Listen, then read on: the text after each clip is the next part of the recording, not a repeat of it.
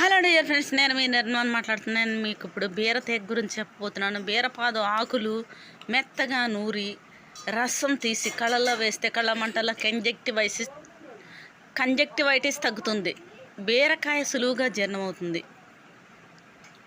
చూసారా బీర పువ్వు ఎలా ఉందో? దీని కింగ్డమ్ వచ్చి ప్లాంటే ఫ్యామిలీ, కుకుర్బిటేస్ ఫ్యామిలీకి చెందింది. అదిగో పువ్వు ఎల్లో కలర్లో ఉంది, పూత మీదే ఉంది. ఇంకా కాయలు కాసిన తర్వాత మరలా చూపిస్తాను.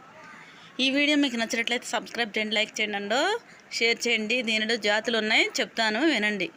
లుఫా అక్యుటాంగ్యులా, లుఫా ఈజిప్టియాకా, లుఫా ఒపర్క్యులేటా అనే జాతులు ఉన్నాయి.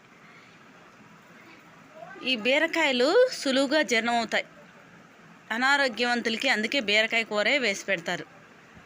ఈ వీడియో మీకు నచ్చినట్లయితే సబ్స్క్రైబ్ చేయండి, లైక్ చేయండి, షేర్ చేయండి. దీని యొక్క శాస్త్రీయ నామం లుఫా.